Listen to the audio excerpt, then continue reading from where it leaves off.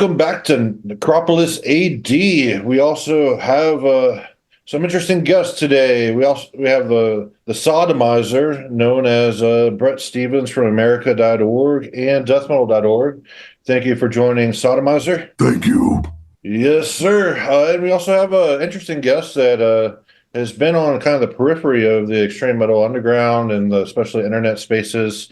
Read many articles by this guy. I believe he's written a grimoire and all kinds of various things. We have David Rosales, also known as DARG. Thank you for joining, David Rosales.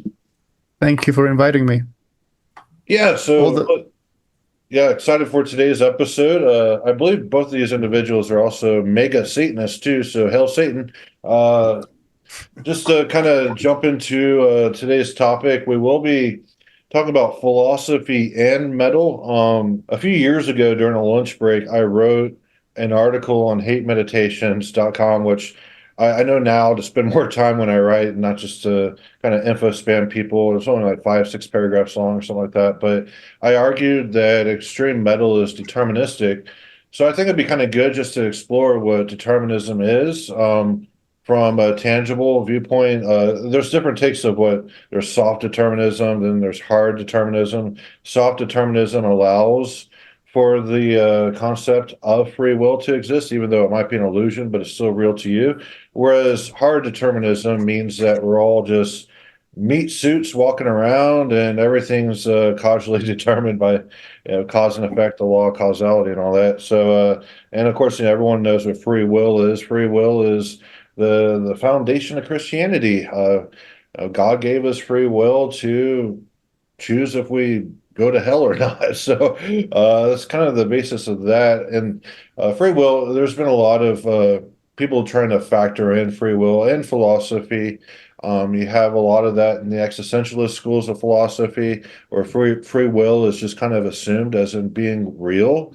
However, going back to Plato, you can argue that and especially in the Republic, that everything's determined. Like there's a strong. I know his metaphysics is sometimes considered dualistic because there's the realm of the forms, but if you consider the forms and the reality that we experience as connected, not different, completely different realms, but like one and the same from a monist type of position, then you can kind of see that. Everything's kind of determined by forces beyond our individual perception. So I'm just kind of rambling on here. I'm still studying philosophy. I'm only 1 year into formally studying it, and I do hope to continue much more. But I'll start with you, Mr. Stevens. What's your kind of view? I know you're a determinist, even in the concept of like genetic determinism, which could be a controversial topic depending on how far down that rabbit hole you want to go. Thank you for having me on, and thank you, David, for being here. It's an honor to finally be able to chat with you, and of course, it's always fun to chat with you, Jason. We've had some great discussions in the past. When it comes to the topic of determinism, I am a hard determinist. I think we are calculating machines, and that means that if you take the same machine with the same software and give it the same input, you'll get roughly the same outcome. However, I think nature is designed such that there are no completely equal outcomes ever. So it's not purely exact output that you're going to get with the same machine, the same software, and the same input. And that's designed to avoid repetition and other states that increase entropy, essentially. So when we ask the question of free will versus determinism, I'm going to sound like a waffle when I say I'm waxing Buddhist here. I think we should look at the middle path. And the answer is determinism, but we have choice. And we're also inclined naturally to be varied. We are chaotic as life, and we are semi-arbitrary. And that's a good thing because those responses probably fit on some kind of bell curve and are going to eventually map out such that every option is explored. And I think that that's how nature works. You know, if you have a bunch of mice in the field, they are going to dig in every little nook and cranny they can find and eventually exploit every resource of the field. And I think that's why nature is so resilient, is that it is not exactly predictable. The universe does not thrive on predictability and repetition. It thrives on asymmetric solutions where there's always a little bit of variation. So I could never go for the Christian slash that Canadian band Rush view of free will, where we have omniscience and we're just able to make decisions based on knowing everything. I don't think it's anything like that, but I do think we have choice, and I think that includes moral choice, and that also includes the choice of faith. In this case, the faith of Lucifer or Zeus or Odin or any of the other ancient gods. You have the moral ability and the mental ability and the spiritual ability, I guess is the best term, to decide your path. And you're going to do it whether you consciously admit it or not. It's going to be forced upon you because this is part of the process of life. And so I think that while I come down hard on the side of determinism, that mostly speaks to the limits of consciousness. And we will just discuss this, at least I will, in the context of individuals so we don't get banned by the xenophile occupation government or others. But the individuals vary widely, not just in intellectual ability, but in experience, in emotional construction, in how well they're able to respond to past traumas, in how well they're able to respond to past glories and beauties. And so I think that people are calculating machines. They're semi-arbitrary to a degree, but I think they also decide what ultimately their destiny is. And this is an esoteric idea that none of us have the same path. And so the choices that individual A makes may not at all relate to what individual B does because they literally are headed toward different directions with how they're organizing their lives. You know, if you want to be a philosopher, you're okay with living in a van down by the river as long as you can think and relate. You know, like Diogenes, you can live in a kind of, he lived in a giant terracotta pot or something. You know, if you want to be Donald Trump, you're going to have to go out there and earn a whole lot of money selling casinos and housing developments and all that other stuff he did that is both mind-bogglingly impressive and tedious. And I think that it just takes different personalities. They have different motivations based on their family of origin and based on their culture and based on their experiences. For example, if you're Donald Trump, your dad was a huge property developer. And so you would really like to be a big shot like him, or maybe even better. But if you've been surrounded by neurotic people who couldn't find a path to save their lives, you might decide to become a philosopher. So at least you have some hard answers. So I think that that's sort of my intro on determinism, which is that I believe that we can't escape it. It's some hard limits on us. But at the same time, within our limits and within our inclinations and our abilities, we do have choice. And if you ask me what humanity is doing most of the time, it is avoiding the weight of that choice. And that is why we have discussions like free will versus determinism, because while we take it seriously, the three of us here and probably our listeners, most people just want an excuse to say, oh, it's a giant mystery, and then do nothing. And that's really cynical, but it's also probably hardwired into the human monkey organism. Back to you. Yeah. So I remember yesterday I sent you a book on Amazon. It's called Who's in Charge?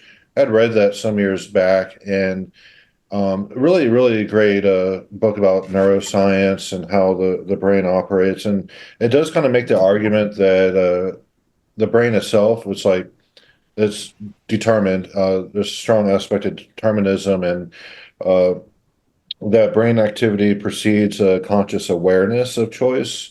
So your subconscious mind essentially is already operating on a level that you may not be fully aware of. So, and I correlate this to music too, that in the article that I wrote on hate meditations, I make the argument that if the same people who created, great death metal and black metal, if those genres didn't really exist, they would still make music in some other capacity because they're already determined to work within the musical realm. David Rosales, DARG, do you have anything to continue on about determinism versus free will? Like, are you a hard determinist like Brett is? I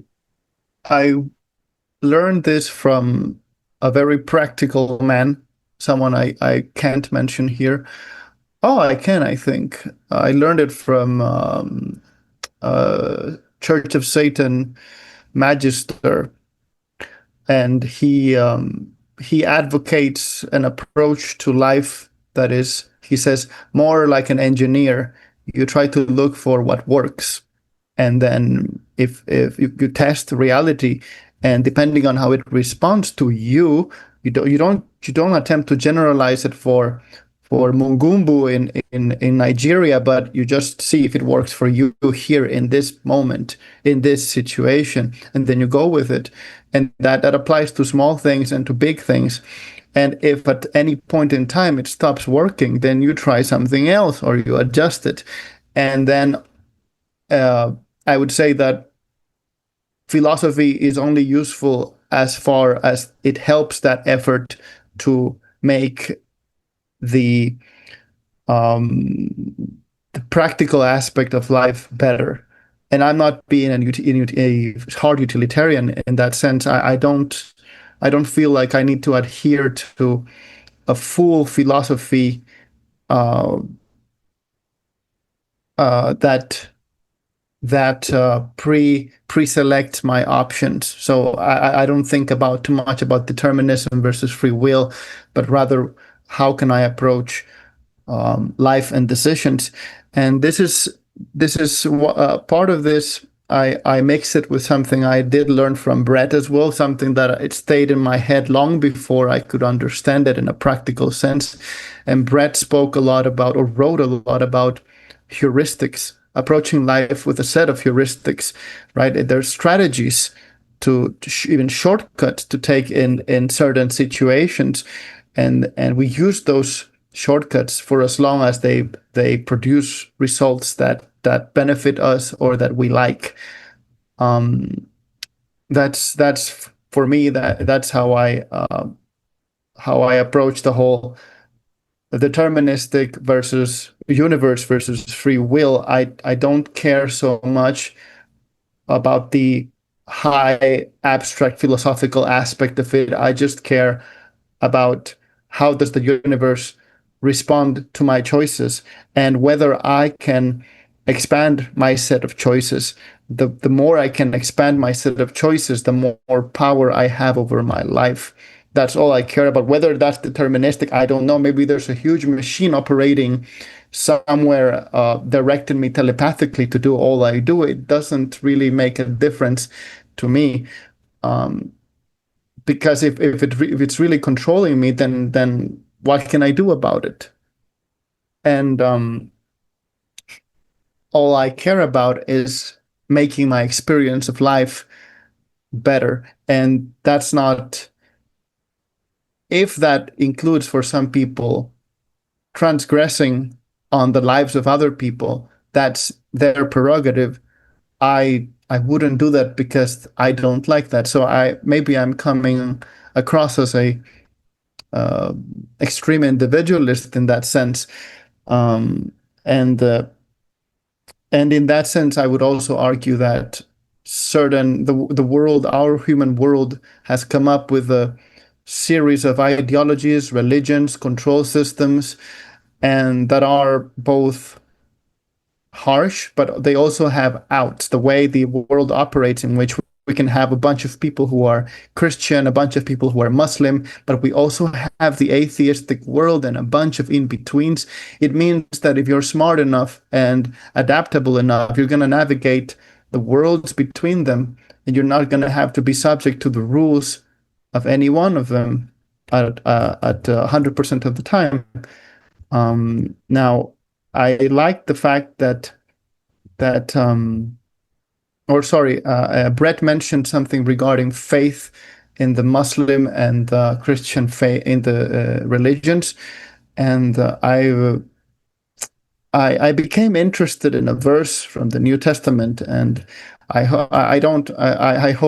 think someone listening to this podcast later is gonna think I'm extremely inconsistent because I can adopt thoughts from Anton LaVey, and then I'm going to speak to you about the New Testament in another, because I don't do so from a dogmatic point of view. I'm doing so from the point of view of trying to learn from my perspective. So I'm not going to be I'm not bowing down to a religion, an ideology, or another.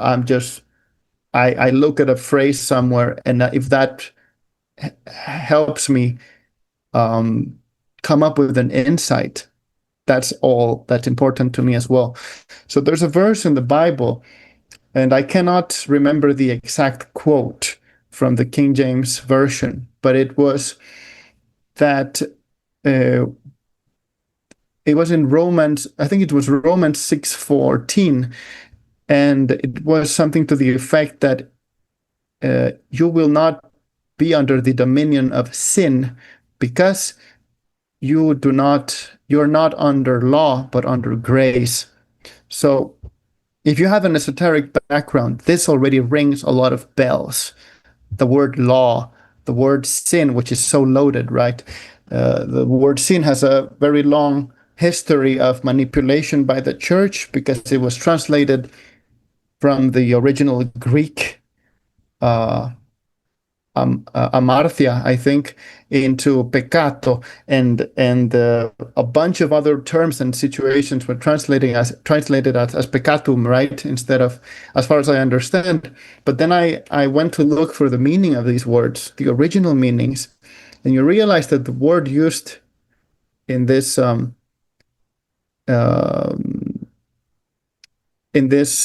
situation as the final word grace, which is often associated with the word faith as well, it actually has to do with being able to be gracious, to have elegance.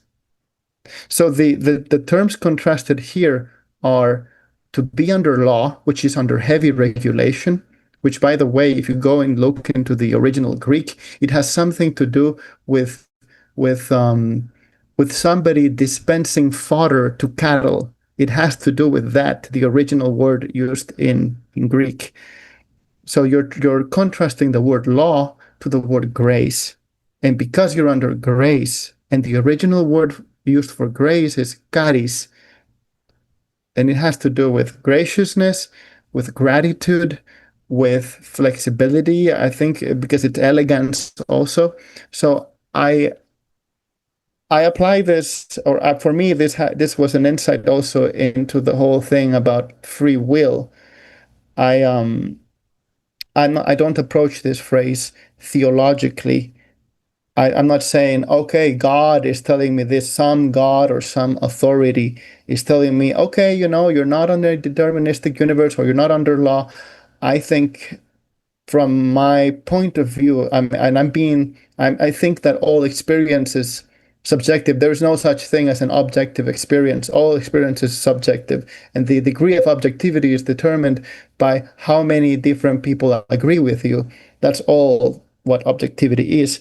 So, and so the fact that I can make different choices, that's enough for me. That having that flexibility, having that grace, that elegance to be able to switch, to not elect to feel trapped, to say, oh, well, I have indigenous Central American ancestry, so I must go out and hunt in the jungle. This is stupid. I mean, or I must, because some 19th century racist theorist said that my type of people are supposed to be prone to XX, and then I have to be highly guarded against that, and then it becomes a self-fulfilling prophecy. Or you make a great point, and I have a piece of paper here that I've written a lot of little notes on, and I'm sure we'll get to some of it. But getting into what you said about like Latin America, connecting with the indigenous roots, there's a huge movement nowadays for that. It's called decoloniality theory. Here in the West, there's a lot of scholars who really focusing on Latin America to use to discover or rediscover, unearth lost epistemologies from the indigenous peoples that have been displaced and wiped out by European colonizers. And I think some of it, it is kind of interesting when like Alton Krenek, he's a great philosopher from Brazil, an indigenous, tribesman, very poetic. He came out with a book, what was it called? Um, I forget. It was a new book he came out with where he essentially looks at rivers and nature as living organisms. Very poetic the way he approaches the nature and unique take on it. Um, but what I was saying about decoloniality, there's this small quibble with that entire movement is that they're trying to like reclaim like truths, like indigenous truths that have been forgotten or displaced, but they're doing it through a Western lens, a Western academic framework. Even the term epistemology is, very Western, it's academic. Whereas you look at these indigenous peoples, they didn't have such concepts. So what is an epistemology to a Westerner has a completely different meaning, in discovering truths for the indigenous people. So I think it's kind of like a paradox, this whole decoloniality movement. Have you encountered any of that, being that you're originally from Latin America, like people wanting to reconnect with their indigenous roots, get rid of all the Western influences? Because granted, the United States has used some Latin American countries more like experiments, and imposing, especially the neocons and neoliberals. They've, just used Latin America kind of like a playground, and a lot of academics in decoloniality theory, they really hate neoliberals. Of course, they use like Marxist like sentiments as well, and it's more left leaning for the decoloniality movement. Whereas like someone like Alton Krenek, the Brazilian philosopher, I would say he's neither on the left nor right. He just wants to uh, cherish nature and have the indigenous people reacquaint themselves with their past. If you have any follow-ons with that. I have no knowledge of that whatsoever. Yeah, I think it's more of an American thing, honestly, but there are a lot of authors from Latin America that are getting kind of popular in academic circles up here. And granted, I saw an argument, uh, a student academic in England who kind of trashed the whole decoloniality movement. But being like in the philosophy circles here in the West, like America especially, it's I would say about one third of the philosophy students are into critical theory, which includes decoloniality theory. But you said quite a few things here before I chimed in about that. Like all experience is subjective. I would kind of disagree with that. There's always an objective line to everything. Nothing. Tell me any when I say experience is anything that's observed is going to be from your point of view, right? Right. Anything Yeah, you experience. So tell me any experience that you can witness that you're not witnessing from your own point of view. There's nothing. well, do you Tell want me to one. get into the whole transcendental idealism? Because that's kind of what Immanuel Kant went out to do is you have a priori knowledge, right? That's knowledge that is innate within you.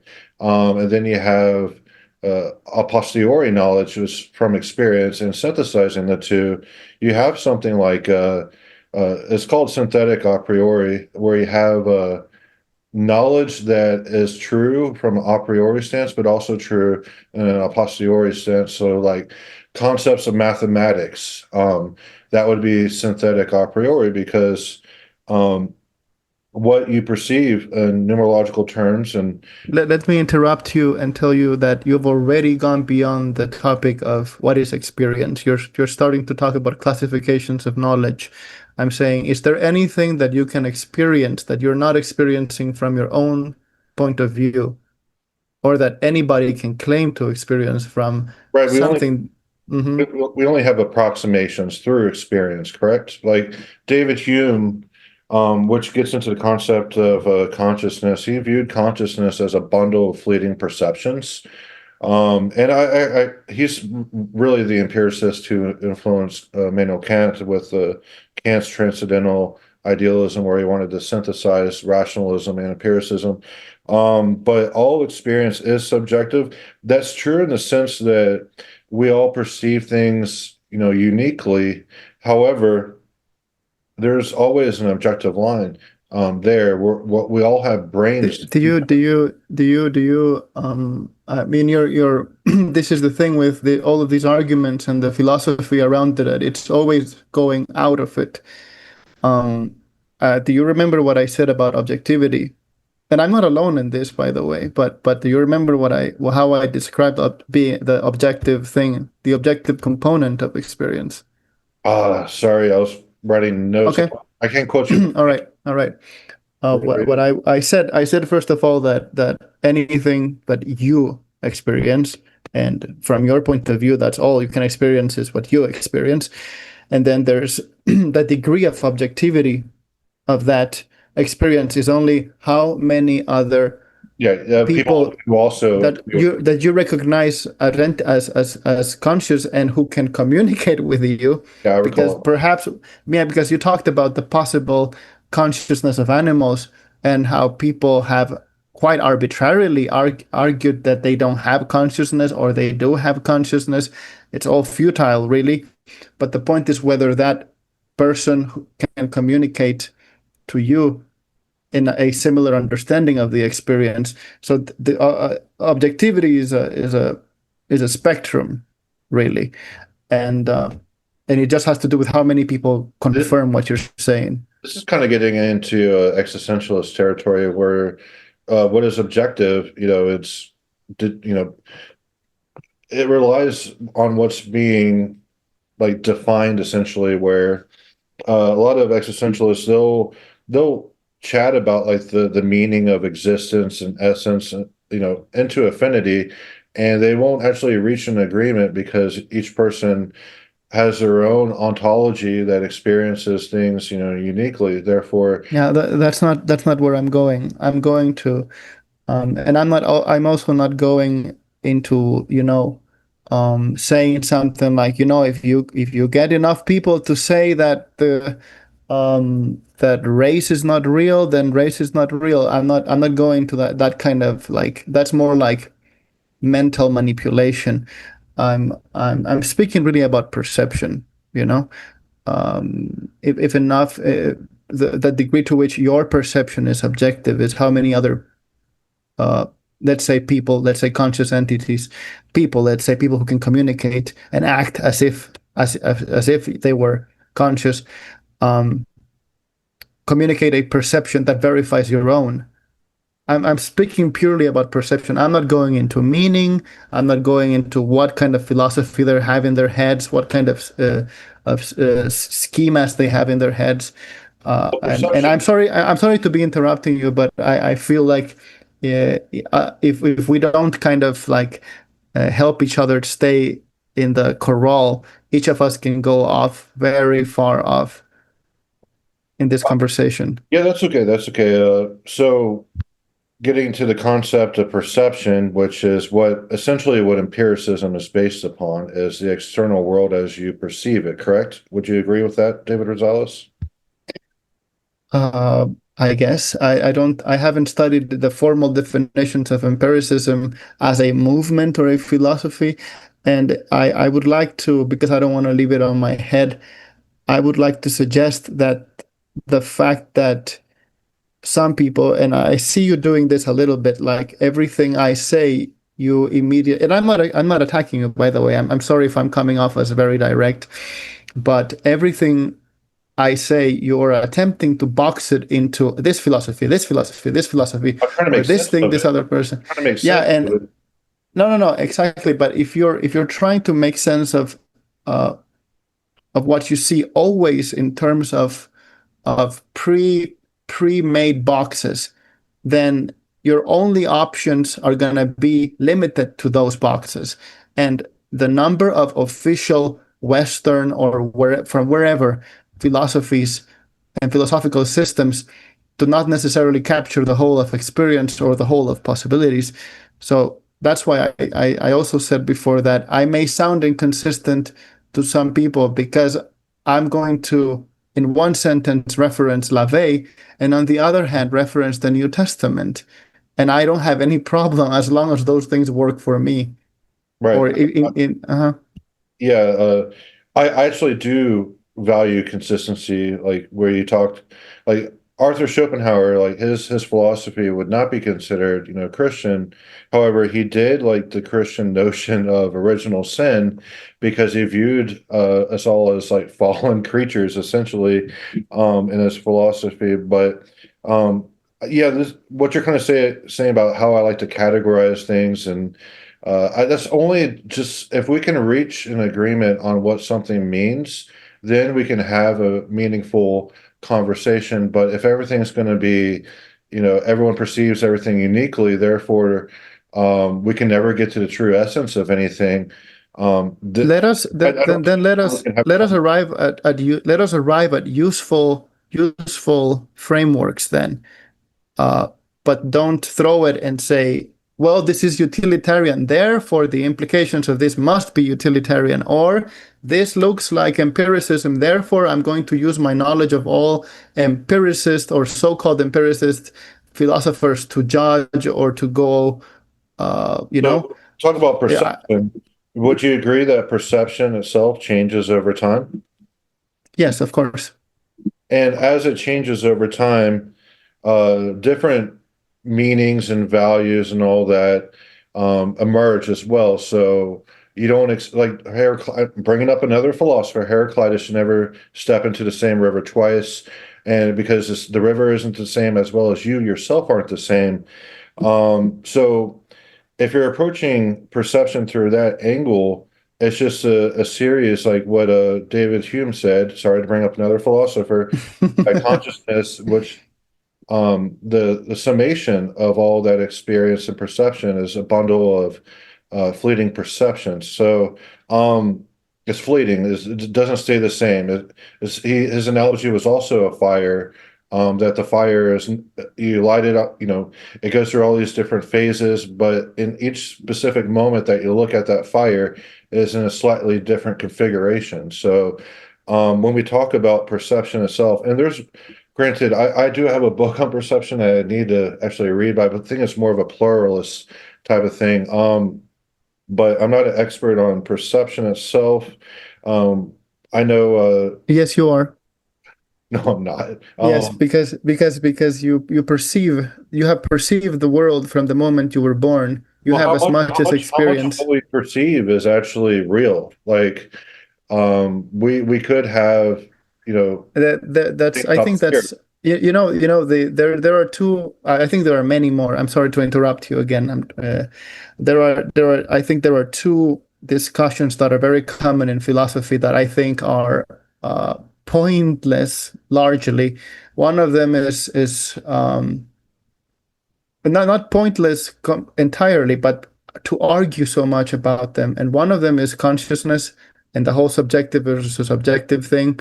And another one is what did you just mention? You were talking about something specific right now. Sorry. Can you remind me the last thing you said? Fuck, I don't even remember the last thing I said.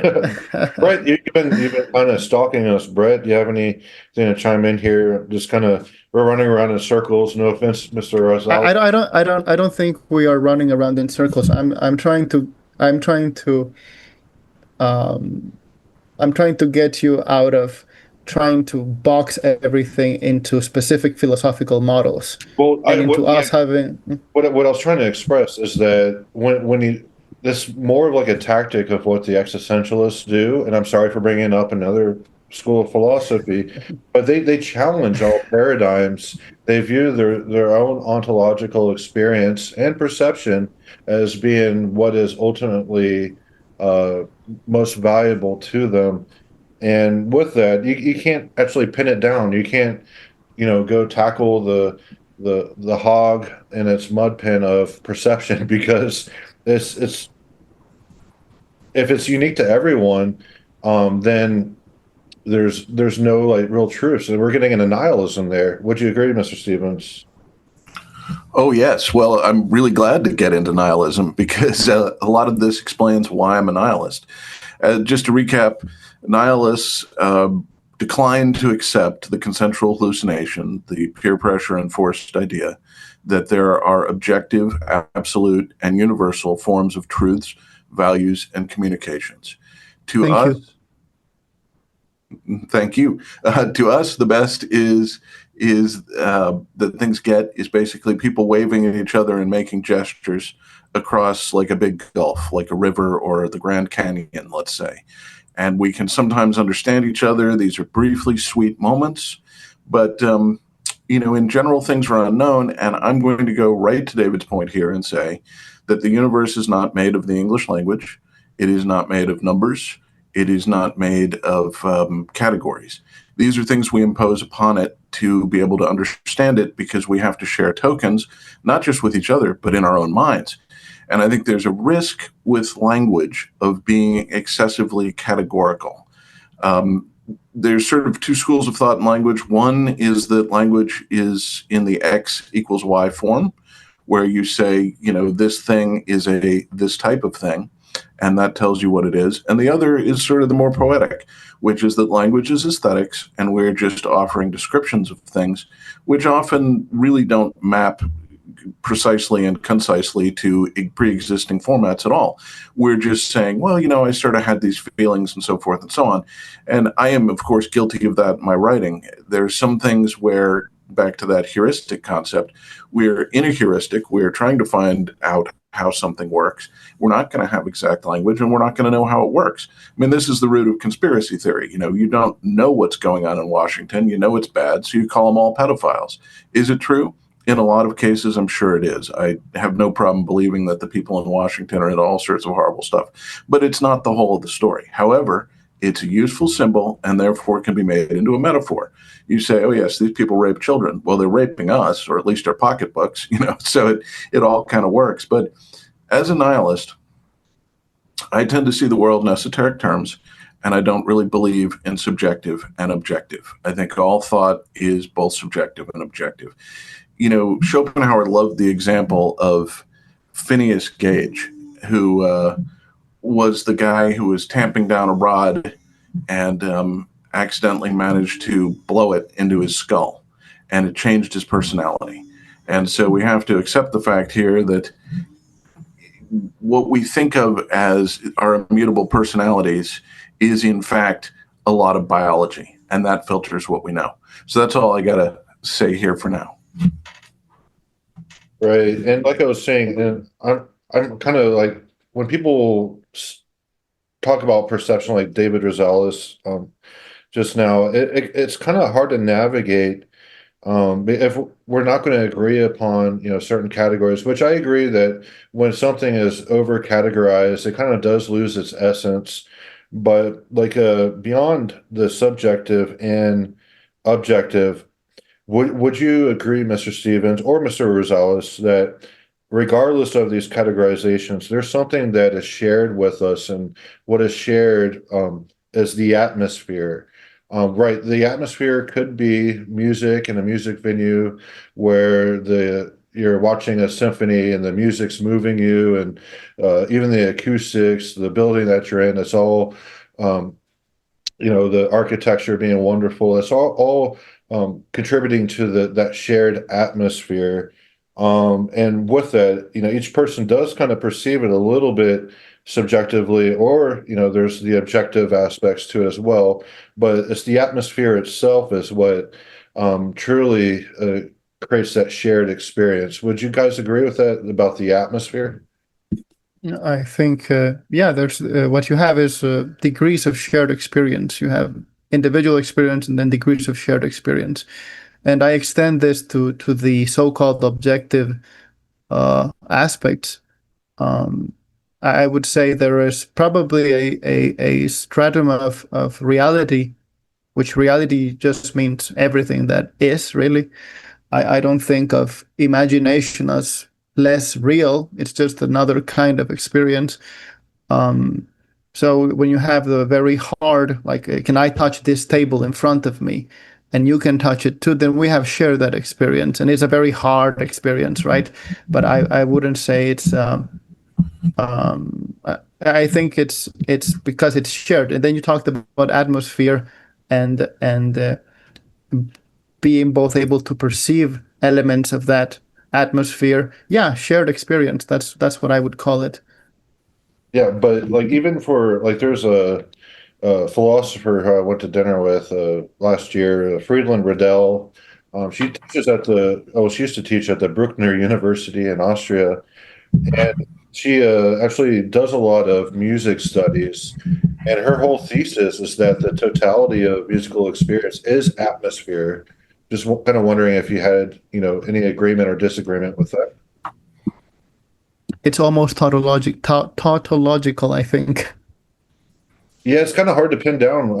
What is the atmosphere? You look at the various forms of what that can mean, and each one is kind of nebulous. It's kind of hard to, wrangle, but that shared experience that everyone can kind of agree with, beyond the classifications and categorizations of subjective and objective. There is that quote unquote atmosphere, and we could also say perhaps in that atmosphere is also a kind of spirit. Would you agree with that, Mr. Stevens? Well, I would. I mean, I think that atmosphere is aesthetics. If we're going to be honest, it's us. Aesthetics takes all of the inputs in reality that we can have and forms sort of like a shape or a perception or a nerve impulse out of them. Metaphor is very similar. It's not designed to be exact. It's not designed to be X equals Y and precise, but it does give you a general idea of what the Germans would call the spirit of the thing. What is its basic inclination? What is its basic behavior pattern? I mean, we can use the classic example of the Platonic chair and say, well, what is the spirit of the chair? And you're like, well, it's to hold things up. And once you understand that, everything else sort of falls into line. All of the other details can be organized under that, not to impose a categorical system per se, but just once you understand what its use is, what its spirit is, what its goal is, suddenly everything else can be derived from that. And I think that, life itself is tautological. The purpose of life is to live. And that's got many dimensions to it. I mean, live just means survive. It also means enjoy. It also means probe wisdom, experience sort of the extremes of things. And one of the reasons that I got into occult and pagan beliefs, as well as some of the more esoteric Christian beliefs like Meister Eckhart, was that they accepted the fact that humans could not control the world with our intellects. They were esotericists, and they see it as we perceive the world, it works in certain consistent ways, we develop understandings, these are heuristics, we refine them over time, and they probably extend far beyond what we normally can see. There's a difference between perception in the sense of seeing things and feeling things, the senses five, and then analysis. And a lot of that has to be done, as the Dalai Lama or others would remind us, with the heart, with the aesthetics, with a sense of feeling, with a sense of trying to find the spirit of life itself. And that is the leap of faith. People say, well, why are you a Luciferian versus a Satanist? I say, well, I do believe that there is a very dark force in the universe that ultimately tends toward light. And that's why we call it the light bringer. And that's why when we say, when those of us who are perennialists say, oh, Odin, Zeus, Lucifer, I'm good with any of them. It's because we're talking about the same description of a force in the universe, and it's not going to fit into the history of things. One thing that's interesting about Hegel, we all love to hate him, right? But he did correctly understand how human thought works, which is that whoever gets in the first argument, everybody responds to that, and we get farther and farther from reality. And so I think the point that DARG is making here, and I love the sound of DARG, that is just an awesome syllable. I think you should patent that. But I think the point he is making here is that so many things we have to get back to an ends over means approach and get away from a means over ends approach. And that means we have to get back to the experience of life, back to the feeling of things, and back to the purpose of living. And without that, everything kind of goes into these confusions. And over time, those get us farther and farther from anything resembling reality. And I think that's the essence of esotericism.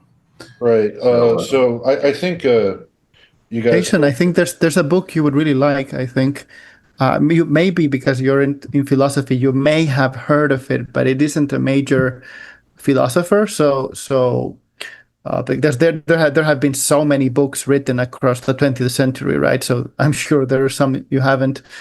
It's originally in German, but the translation to English is The Philosophy of As If, and the author is a guy with a last name, and I don't know if I can pronounce it correctly, Wahinger. Um, and So the philosophy of as As if. If. Yeah, basically he's arguing that I mean that he's not even arguing, he's presenting that the sciences and philosophies and mathematics and everything, not only are they approximations to understand reality, a lot of them work on top of fictions that are going to be used as long as they are useful, as long as they make certain events predictable or certain results predictable, they will continue to be used, but they are fictions. This happens in all of the fields. It sounds interesting, and it kind of, just from your description there, it kind of reminds me of Nietzsche a little bit, that there's no truths, only interpretations, which kind of backs up what you're saying about perception. But Mr. Stevens, he was talking about Hegel. I have not formally studied Hegel. I know a little bit about him, but he's actually in my curriculum for German idealism coming up. But Hegel, the one thing that really stood out for Hegel, and you might really like this, David Rosales, is that he like, oh, let me ask you a question. What do you think an idea is? An idea. Then I'll tell you Hegel's interpretation of it. I have no idea. So for Hegel, and I found this really beautiful, it's kind of interesting to pose that question to people, just to see where their mindset is of how they actually think of what an idea is. But for Hegel, an idea is a thought directed by purpose and illuminated by creativity. And that in itself, you can perceive that statement subjectively, but I found it very beautiful that an idea is a thought directed by purpose. So you have the element of purpose there, and it's illuminated, as in light is being shown upon it by creativity. So, and ideas are what I liked it. I like that. You're right. You're right. It's very beautiful and useful too. Yeah. Yeah, and I just found that even posing that question to people, like what their interpretation of what an idea is, you'll learn a lot about where they are mentally. It sheds a lot of insight about who they are as people too. And I found that saying by Hegel very, very illuminating, quote unquote. But getting back to determinism, as I was saying when we first started the episode, that there's neuroactivity on the subconscious level, or what Jung would say on the unconscious level, that kind of precedes awareness. So decision making is happening beyond our awareness of that, and it's only in retrospect that we come to realize, the decisions that we've made. And so there's an element of the subconscious mind that precedes the conscious mind. And I view that as very, very deterministic. And that aspect, especially if you go into the hard aspect of determinism, you have to be really careful not to fall into like a fatalistic mindset, or even a destructive form of nihilism, like passive nihilism. But any thoughts on that before we move on to consciousness? Or metal. We can talk about metal. Yeah, I learned about that. What exactly what you're mentioning? I learned about it about a decade ago, and it was. I mean, yeah, it was extremely surprising.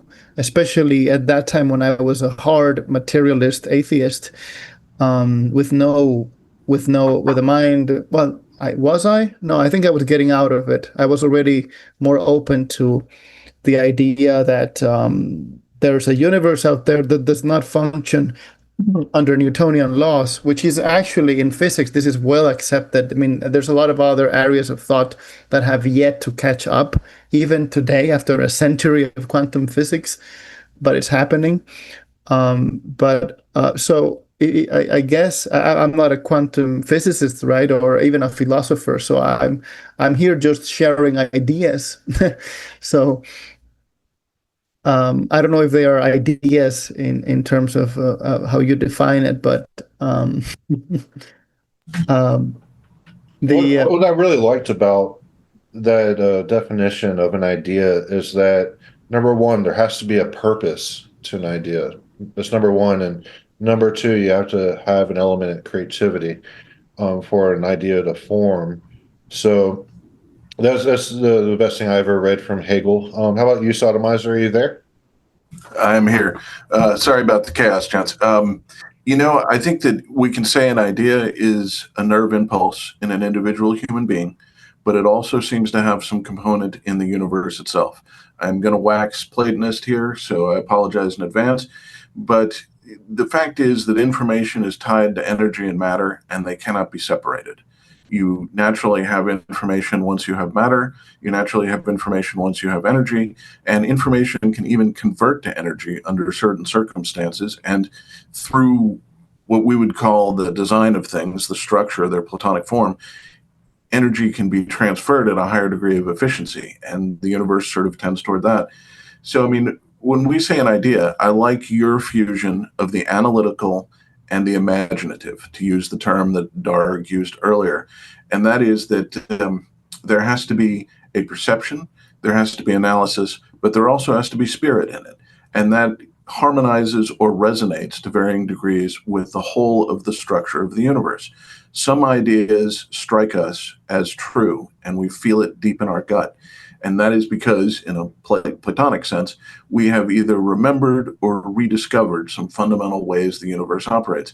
And I don't know if all these can be put into words. I admire the attempts by Western philosophers to put everything into descriptive terms, but I think it's got its limits because at some point the discussion will just run away into minutia, and it kind of misses the fact that we need to at some point be actually talking about reality, and that it is esoteric, meaning that we can't really impose meaning through language on others because their understanding is not the same as ours.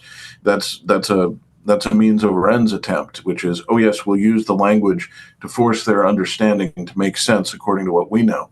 Well, everything I've seen in life suggests that the people who know are going to know regardless. They will get themselves on a path and they will figure out what they need to know, no matter what their circumstance in life is. They're just going to keep doing it day after day. Now, you can interrupt their minds with bullshit and drive them off course, but I think they struggle against this. And that's sort of the eternal sense of the human mind, is trying to avoid being derailed by the material and the finite, and to pay attention to the infinite and the possibilities of the universe. And so I think when we look at determinism, we have to look at it in the sense of the whole of the universe, and to see ourselves as being created by that universe and by natural selection and by other forces.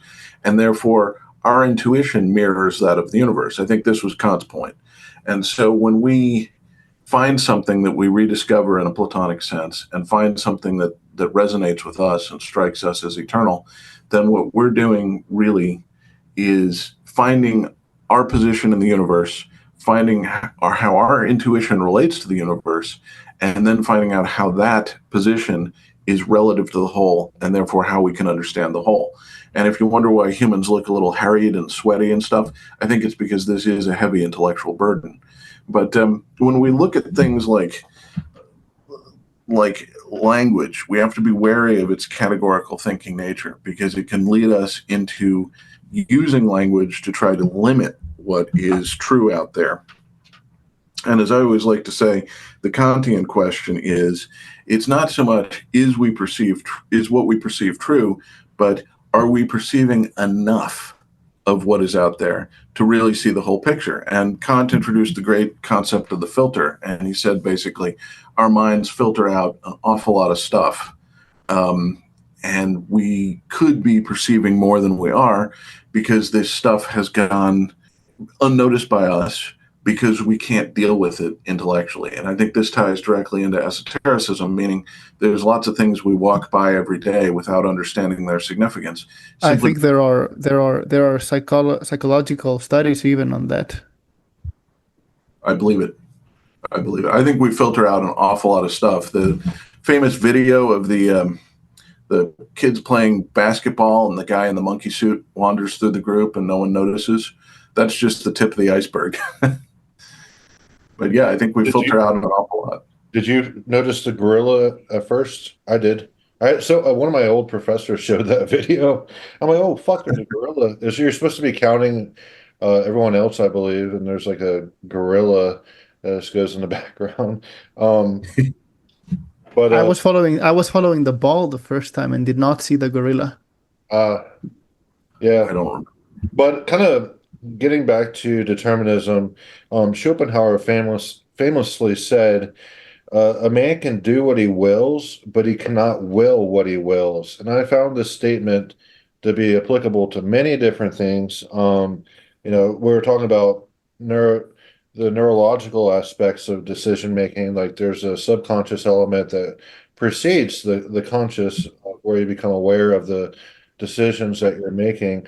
That's one way to look at it. Also, going back to even Plato, the main thing that Socrates is trying to teach people, other than thinking for themselves, is to know themselves.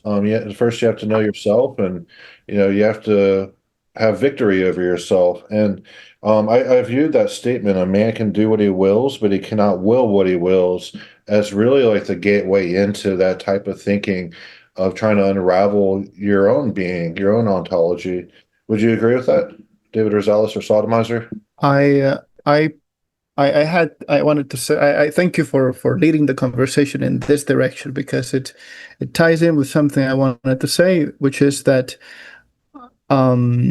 what we are, the way we perceive ourselves, is far more can be far more than what we think. It's how we feel and the experience in this physical body, and whatever else we think we can perceive, everything that ties into it, right? So it's more than what we think, and there are going to be aspects of how you experience things and how you feel that have either nothing to do, maybe not nothing to do with what you think, but it cannot be explained. You don't have an explanation for it. And it's not just not having the explanation, but it requires no thinking. If you have a belly ache, that doesn't require you to think. Or if you feel pleasure, right, you don't need to have an explanation. It just happens. So I think that what we are is far more than what we think, what we experience. Sorry, I'm not going to go into the question of being. I like to be very. It's become an exercise, really, to be aware that what I think. First of all, as you said, Jason, there's this huge subconscious component in which I may not even be in control of what I think. There's a lot of thoughts that just happen. Your brain concocts them, and you just have thoughts, and you also have feelings, and you have to be actively aware that those things are happening to me, and then that I can decide things based on them. And that helps me get away from this thought trap, this confusing that I have to run after things. And this is what I wanted to contribute to what you were saying. Yeah, I apologize. You broke up there for a little bit. But I think I kind of have an approximation of what you mean, that there are so many things out there that it's impossible for the mind to grasp them all, even where it comes to your awareness and your environment and how your environment. No. I don't mean that you cannot understand it. I'm just saying that there are obviously things in your experience that don't need to be accompanied by thoughts. You just have them, that just happen to you. And also that thought also happens to you. You have thoughts without willing it necessarily, right?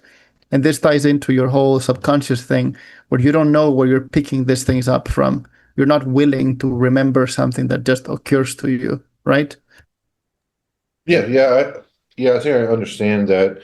The concept, like you don't really need to understand like what's happening to you on a molecular level, right? Like you don't have to think about that while it's happening. There's so many different aspects of reality. So just sitting in the phenomenal world and experiencing it, we only have like a really small view into that window. It's like kind of like tunnel vision where we only can focus truly on one thing at a time, and there could be this massive multiplicity of phenomena happening around us that is just beyond our comprehension. So I'm not trying to put words into your mouth or anything like that, but that's kind of what I understood from that, correct?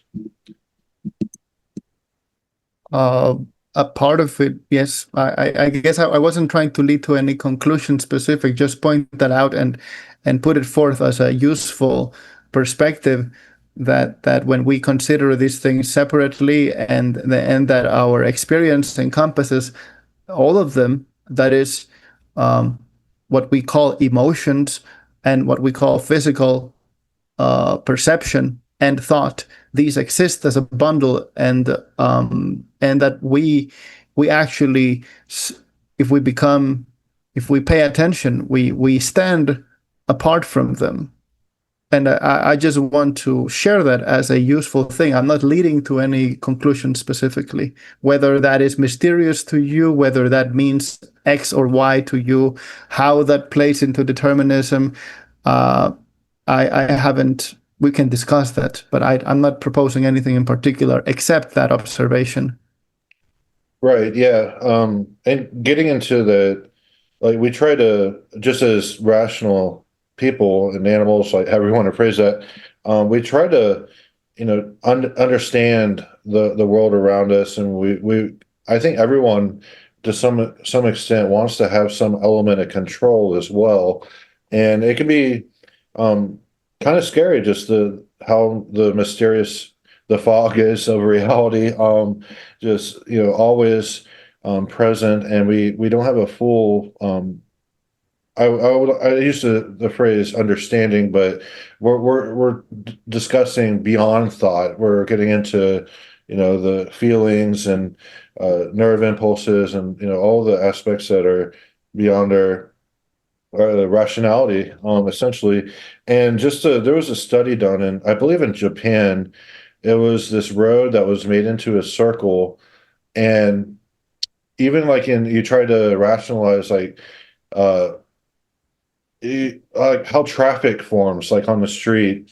Um, you would think that if there's only like a few dozen cars and they're all driving in a circle and they're trying to keep the same distance from each other, that there wouldn't be a traffic jam, right? But eventually a traffic jam always results with those cars driving around in a circle. So that element of control of how irrational the universe is, it goes against our just the faculties of mind, where we try to rationalize, at least in a Western sense.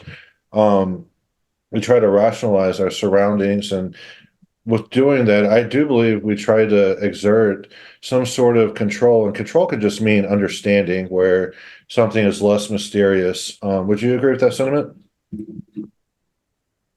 Yes, I agree with it, and I think it's a good exercise. I mean, not I think it's a very small percentage of the population who will want to do this, but those of us who are into things like extreme metal, death and black metal, I think that we are more prone to, um, even though we have that kind of big brain orientation in which we want to converse about these subjects, we are also more prone to accepting the mystery for the mystery, like for a lot of people it's scary, like, oh my god, I need to find an explanation, or else I just feel completely lost in chaos.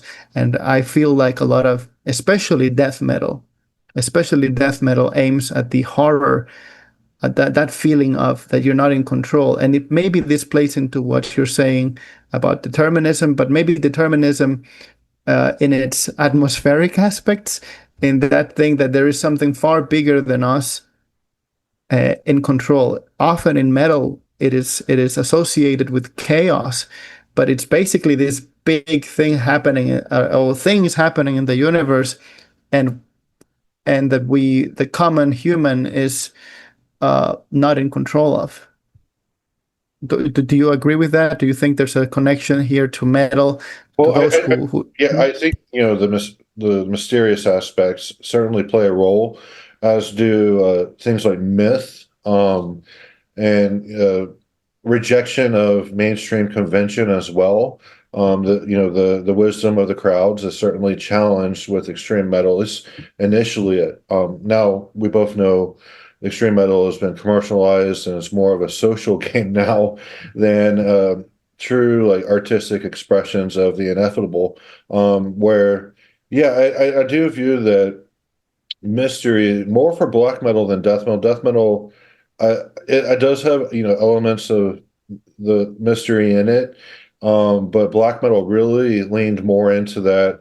The music itself is less ordered, you could say. It's more just this raw expression of chaos in a lot of different ways. The like you look at the Iljarn, pure fucking chaos. Then you have the neoclassicism of Emperor, but the music is still chaotic, but it's a little bit more grand. Like they present the chaos in a grand way, and they embrace it. They embrace the imagination, mystery. Like the first song off of and the Night Side Eclipse is Into the Infinity of Thoughts.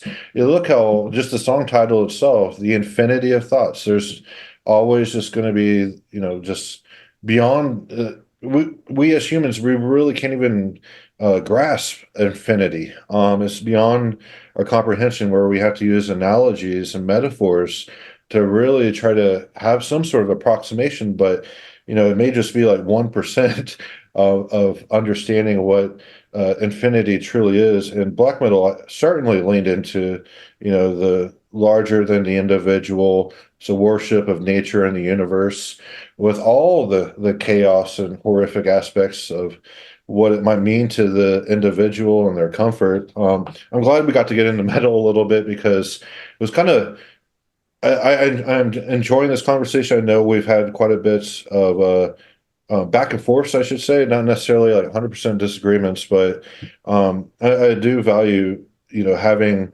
contrary viewpoints and not being an echo chamber. So I appreciate that. What other elements of metal, beyond what I've described, would you say?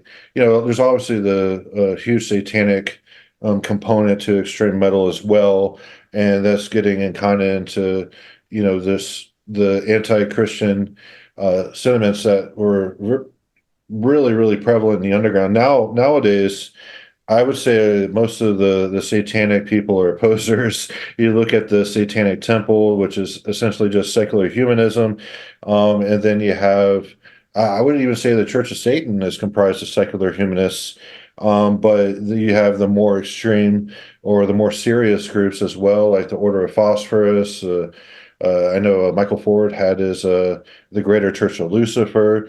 And I guess even in extreme metal, there's a lot of references to the Order of Nine Angles. I guess what I'm trying to lead to is what other components do you feel that metal like captures of the irrationality of existence?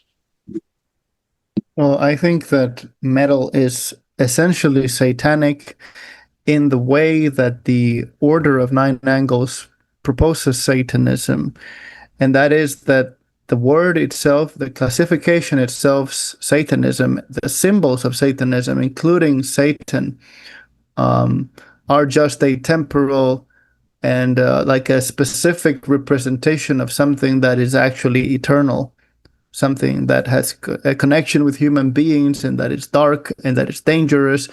And the Order of Nine Angles specifically ties this to the concept of transgression, which they like to cite some Greek, and they tie in a term from, I don't know, they go into ancient languages and they relate the essence of Satanism to going beyond limits. And then we can go into what limits means. I think it's probably a combination of social rules, and as you referred to the social convention, right? Metal is always trying to get, I mean, authentic, what we consider here authentic metal tries to go out of social convention and conventional wisdom, I think was the word you used.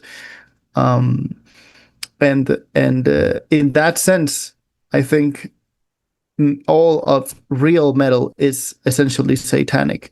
I have described even people in my life who don't care about anything written by self-described Satanists, and would think that the whole satanic thing is ridiculous. And I would describe some of these people as Satanists, and not as Satanists, as being satanic. So does that answer your question? Yeah, anything that, pushes beyond convention, I could see that being adversarial is what we're kind of getting at there, I believe. And also, I think there's also the element of what Nietzsche. I think it's a little bit Nietzsche, and the thing about looking for more life. And of course, this is a little bit nebulous as well, but and we can discuss it at length. I don't know. But it's worth mentioning the thing about looking for more life. I think he talked about saying yes, right, to more of life. Yeah, holy yes to life. Mm-hmm. Just complete life affirmation. I forgot to mention, Mr. Stevens had something come up, talking about chaos and all that. He had some chaos happening there in his household. So he may not be joining us again for this episode, but I want to thank him for his participation. But getting back to Nietzsche, you can see why Nietzsche is so prevalent, especially in black metal.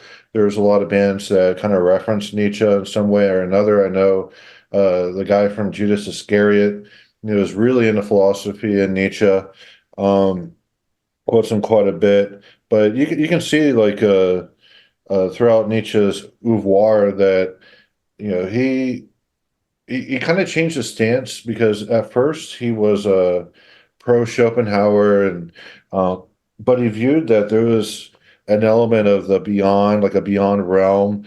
It was the beyond world. The German is Hinterwelt, that Nietzsche wasn't really into, with Schopenhauer's notion of the will being essentially a noumenon.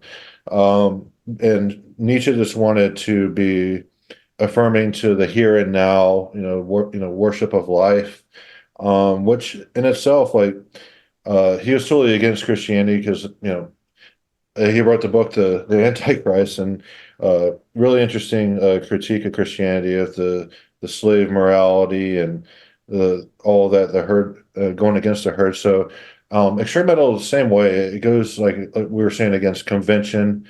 And it's kind of like the black metal idol does appear to be Nietzsche, but it's really rare that you have another philosopher like Heidegger, for instance. I know Liturgy really loves Heidegger, as the Judas Iscariot guy. I believe he quoted Heidegger as well. But when you get into like more modern philosophers like Heidegger, it seems to be a mixed bag of what people take from him. Granted, I don't think you would like Heidegger, since he had really into his own phenomenological frameworks, where he liked to categorize everything. Granted, with that, there's always like a circular logic that he uses. There was a book by him that was useful to me at the time when I wrote it. I think it was his introduction to metaphysics, or his introduction to something. I don't know if you probably read that book, right? I have it, and it's been like 15 years since I've actually cracked it open. But yeah, he has an introduction to metaphysics. I think his basic writing. I like that one a lot, because it says it's about metaphysics, but it's actually about language, and I liked very much what I learned from it, which is basically sort of what, I cannot put it in better words, but our friend Sodomizer already talked about language and how it's the limiting factor, and I think one of the larger points of that introduction to metaphysics by Heidegger is that exactly. Yeah, and even with using language, he constructed his phenomenological frameworks, and you see the limitations of it. There is a firm limitation that is granted by granted. I hear he's more comprehensible in German than he is in English because of all of the wordplay that is in Heidegger. And I'll be studying being in time in like a month or so, but getting back to metal, it's really rarely that you see Heidegger being mentioned. It's usually either people that are already really into philosophy, like they're at masters or whatever's, and but he's not as prevalent as the Nietzsche. And I would say um, that in itself is kind of telling, especially like I'm sure if you ever heard liturgy, but liturgy is essentially indie rock parading around as black metal. So I would say like, yeah, it's kind of interesting like which philosophers are conducive to like true extreme metal. I would say Heidegger is not one of them. But Nietzsche is. I hardly ever see anything else. You might have some Heraclitus references. Um, I what I perceive from metal is that, yeah, I mean, some people can know philosophy, but if you really go back to the roots of extreme metal, underground metal, and the late 80s, early 90s, when we talk about death and black metal, I really think that it comes from male savage impulse and cosmic horror, in a sense, or mystery, or that longing for mystery that you find in the forest, that it comes from the body, I think. And that's why Nietzsche speaks so much to it, because Nietzsche, even though it's also brain heavy, it tends to speak to instinct and to raw emotion. Even though I think Nietzsche has a lot of great insights, his stuff speaks to emotion and to instinct, I think. So later on, those people would gravitate toward Nietzsche, but you have all these 18, 19-year-olds innovating death and black metal, basically. yeah, Shelley from Hate Meditations made a great analogy that black metal, and this is from the Birth of Tragedy, I believe, from Nietzsche, that black metal is Dionysian, where it's all about the chaos, this overflowing of unbridled emotion, whereas death metal, because it's more organized and more orderly, it's really in league with Apollo, and that's kind of what Nietzsche was really trying to talk about, like the Birth of Tragedy. But you can see how that philosophy he has there kind of translates pretty well to those two forms of extreme metal. I would certainly say the Dionysian 100% correlates to black metal. Black metal, of course, is the wildest, it's the most feral um, expression out there, at least in extreme metal. I haven't heard anything to come close to black metal, even in other forms of music, other than perhaps some crazy like modernist classical music, or I don't know, like some extreme electronic music. But black metal itself seems to be like pure, unbridled, raw chaos, and finding beauty in it too, like um, reaching into the infinite, essentially, where it's beyond the rational mind. Um, but do you have anything else to say before we wrap up today? Anything else you want to delve Well, into? yeah, I will just like to add on more extreme and chaotic and pseudo chaotic also genres. If you go into electronic noise music and pseudo noise, because a lot of it's really, how do you say, noise design and sound design, you're gonna find a lot of stuff that's far more extreme than metal sonically, than any kind of metal. I think, and I go with Brad Stevens here, that proper, even extreme metal, even though it evokes mystery, it evokes chaos, it's actually highly structured and highly comprehensible once you get past those rough aspects, such as the screaming, the distortion of the guitars. Once it ceases to be comprehensible at all, it ceases to be metal and it goes into the realm of noise. So there are two things to check out there. The one is the harsh noise scene that I think you probably should explore if you haven't, and the harsh electronic scene. and then the idea that I guess we can go back to metal, proper extreme metal. I think you guys were hinting at it from the very beginning. It's on the deterministic side. It's highly organized. The chaos is implied. It's more of a feeling, an atmosphere.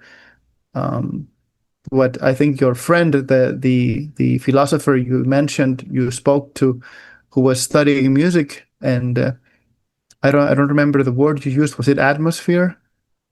Yes, Friedland Riddell. She wrote a studies in atmosphere, which she goes in the. It's kind of like Heideggerian with the phenomenological aspects of atmosphere, but I felt it really was a. And I'm using the word felt rather than thought because you feel atmosphere, but I felt that the gist of what she was trying to convey, that atmosphere is the totality of music itself, was really illuminating, and something that I would like to delve more into in the future. Yeah, tell us what you find in there. I think I bumped into similar ideas back when I used to try and read philosophy 10 years ago. I think I bumped into all of these ideas as well at a certain point, including when reading. I mean, not directly. It's more like you can extrapolate from things you read in Heidegger or what's his name? Husserl? Husserl. I don't know how to pronounce his name. Husserl. I'm sure you know this guy. Yeah, he was like the grandpappy of phenomenology. Yeah. The grandpappy. Yeah, that's him. um, yeah. So Yeah, philosophy itself, if you're not into categories, I mean, granted, there's going to be philosophers that are for you, that kind of like Emil Chorin, he just liked to write little sayings and aphorisms, rather than building a like a metaphysical. oh, I hate that guy. Oh, you hate him? I thought you would like Yeah, him. man. No, I hate him because he's completely anti-life in my view. And Well, yeah, I his mean, he wrote the book, The Problem of Being Born. yeah, I just saw the titles and I was like, this guy's an idiot. So But he was really poetic though, and I'm but sure, I'm sure. he didn't really function within a traditional sense of philosophy where you systemize things and you categorize things. I think that's what's you're kind of repulsed by with philosophy, because when you start categorizing things, you are imposing some sort of restriction on it, and you're trying to go beyond that boundary. But Emil Cioran, like, uh, he did that. He had a really poetic prose, and he never developed like a super coherent, systematic structure to his philosophy. Is more just, expressing. He even said like all his aphorisms were dependent on the time of when he wrote them, so they don't even have universal appeal, quote unquote. It's just it was how he was perceiving life at that given time when he wrote it.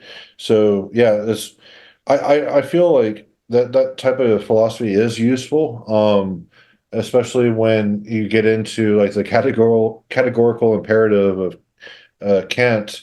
Uh, I haven't even memorized the categories because why should I understand some of the core concepts that he has, but when you want to delve into each specific category that he wrote, I think it's a little overkill. Granted, I haven't formally studied Kant until next semester as well. I'm doing the Critique of Pure Reason and Transcendental Aesthetic, I believe. So I'll be knee deep in the Kant. Yeah, I think you're in a very unique position in which you have to be interested in how each of these philosophies works, and I understand why you bring this. The only reason why I put like counter, I still speak about the primacy, for example, of direct experience and the primacy of physical perception as well, or whatever. Not only physical perception, all perception, is because um, I'm speaking as someone outside of academia, right? In your case, you must be interested in, and yeah, it's useful that you explain all of this. Perhaps I have my perspective is one of how is, as you said, like why should I memorize the categorical imperatives or the classifications that Kant made when I need to understand, and what's useful to me, as you said, is the general idea of how he was working. So yeah, I think we can have a lot of there's a lot of room for exploration when we have both. But earlier in this conversation, I did not think of the fact that it might just be a useful exercise to extend yourself in all of these. How in the exploration of how each of the things we were discussing fits into different into different philosophies or into the thought of different philosophers. I promise not to interrupt you. Since in the future, if I'm again in this program, in the spirit of you and others exploring that, I think I got into the heat of not the heat of an argument, because I wasn't angry and I didn't feel it was an argument. It was more like I wanted to bring it back to what it means, not what it means, sorry, how it applies to our life. I think that's my grounding question, is how is this changing my life now? And I hope you understand that. Yeah. I trust me. This isn't my first rodeo, Mr. Rosales. I had a great argument last semester with an existentialist. He had already graduated the program of his PhD, and he was a guest speaker in one of my courses, and we got into an argument because he was against all categorizations. He wanted to redefine pretty much everything that was said, and we actually continued the conversation through email after class, and still got nowhere with them. But what I'm kind of getting, and I'm sorry for categorizing, and trying to essentially what I'm trying to do is rationalize and make sense of perhaps something that I shouldn't be trying to make sense of. But like you said, the primacy of experience. I would say that's very Nietzschean. The life affirmation, and what is there presently that you're experiencing is it in itself is a wonderful thing. I think that's what a lot of even some Eastern philosophies get into a little bit, like Advaita Vedanta with the non-dualist experience and all that. It's something that really cannot be conveyed through language. You have to use metaphors and analogies and all that. But also, what I got away from some of what you said, and getting away from that systematic thinking, it's more like a praxis you have, like it's a lived praxis they have about just life affirmation. Essentially, that's what I kind of got away a little bit from what you're saying there, and I do believe that is useful. Um, and I'm sorry for throwing a lot of different philosophical terms to kind of and rationalize your point of view, but I do think it's a lived praxis that you have, and that in itself is respectable. But being the type of person I am, I tend to be very introverted, and I like to make sense of things and rationalize things and all that. And that's probably why I immediately jump to a lot of different philosophers and different philosophical takes, and because I'm trying to, and not confine it within a box, but just try to uh, put it in a position that I can apprehend it a little bit better, if that makes sense. I think that's very useful. And I think in this understanding where we each understand, I mean, each of us understands what the position of the other and where the other one's coming from, can help us have fruitful conversations. Because earlier I might have thought, well, we need to get to the point of this.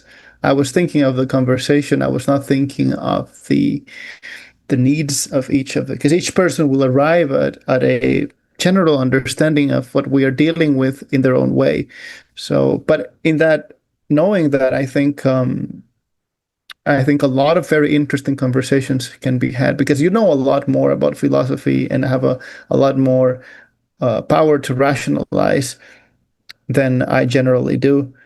And but I have read different things also, and I can I am interested in bringing this other ideas, that not my ideas really. It's just more things you learn along the way that help bring things back into practice, because I had that curve in interest, in which I was interested in philosophy a long time ago, and then I increasingly realized it wasn't making my life better at all. To understand something rationally wasn't really making anything better.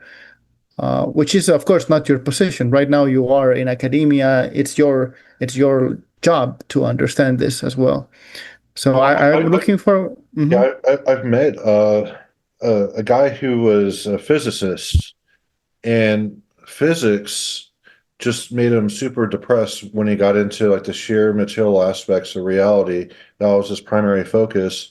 And then he got into philosophy, he got into Plato and Neoplatonism and all of that. And he just uh, semester before last, he got his PhD in philosophy, and he's teaching up in Colorado now. It's already really successful professor, but each person has their own like path that they take, and philosophy could be a part of it. Philosophy may not be a part of it, but I think even what you're saying about all experience is subjective. That's a philosophical statement. So it may not be philosophy in an academic sense, but philosophy exists, very, very broadly. It could be many different approaches to life. So Oh, thank you for mentioning it. Yes, yes. Let me quickly interrupt you, because I remember reading. I think it was Peter Kingsley who wrote something related to this, that the original Greek idea of philosophy is not the super systematization that we have now, that was developed, right, eventually. And I think Aristotle is the first one who's guilty of this, of just categories, categories, categories. But the earliest Greeks philosophy was something different, including, I think, one of his interpretations is that philosophy should have had a healing function, that the insight into a certain wisdom, or a certain insight into the nature of reality, would make somebody instantaneously or through time more functional, more healthy, or just generally more sane. And I like that. So yeah, I agree that my statements are philosophical. I just yeah, the distinction from what modern philosophy and academic philosophy tends to consider to be proper. I can't speak on all of philosophy itself, even in an academic sense, because philosophy is so broad. There are the specific eras and thinkers that I'm drawn to, but I cannot speak about academic, because you look at Karl Marx, and he was theory as praxis, right? And that in itself is a philosophy, even though it's not like a philosophy of the ancient Greeks or anything like that. But there's a lot of like Marxist, materialist philosophies, especially now in the academic circles. But I really cannot speak upon philosophy as a whole. Just I'm still a student. I'm still learning the nitty gritty of specific thinkers, and where you're talking about like the pre-Socratic philosophers, they just essentially were looking at reality and trying to describe it. Like Heraclitus viewed everything as a constant state of flux, and that's where the fire analogy comes from. You never step into the same river twice. Democritus, I think that's how you pronounce it, viewed everything as comprised of atoms. And then there was the school of like Pythagoras, which was all about geometry. Like that was part of the philosophical tradition back then, was geometry too. So And notice how in that period, I think Pythagoras, is it him? Is he the one who's also less popularly, but he was also considered to be a healer? And I'm not talking about the guy who was the predecessor of what we call medicine, but I think Pythagoras was also considered to be a healer of some sort. I'm unsure about that. That's a good question. But I can see how there's a healing component to philosophy itself when you start probing and asking deeper questions. It like even with the Socrates, he always said he knew that he knew nothing. So, and that in itself is such a loaded statement that can very illuminating, even as you get older and you ponder that. It's like even all that acquired knowledge that you have of all these specific thinkers and their philosophies, um, has it really like illuminated the world for you in some way? And there are some thinkers, especially the Schopenhauer that and Plato, that I feel that have really granted a lot of great insight into reality, and that in itself is a form of self-help. Even the genre of self-help is considered philosophy. It's, Um, I mean, it all of the proper, I would say, the more serious self-help writers, they are all gonna be talking about Plato and Schopenhauer. If you actually, I mean, you probably haven't. I have read at least enough self-help to see that their bread and butter is philosophy. Really, they're gonna keep referencing it, but they also, but because they're less strict, right? They can jump around. And I'm talking about the more proper, because there's a lot of garbage out there too, right? I suppose there's garbage in philosophical thesis as well, but I think the self-help genre, which also I think has some ties in one of its branches to New Thought, which is esoteric, uh, updated, secular, esoteric thought from the 20th century. They have one foot on religion, on esoteric, and esoteric takes on Christianity um, or maybe some Eastern ideas, Eastern religious ideas, and then they combine it with a lot of about like Western philosophy. Yeah, some of them are theosophists, and I think theosophy does a lot of that as well. yeah, it does. My father Mhm, was one of the presidents of the Theosophical Society here in the U.S.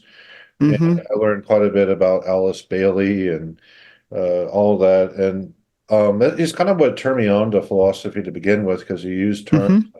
metaphysics and all that, and but he did it through like a new age kind of lens rather than like the traditional school of philosophy usage of metaphysics. So metaphysics in new age circles is way different than the traditional academic sense of metaphysics. So but And also, uh-huh.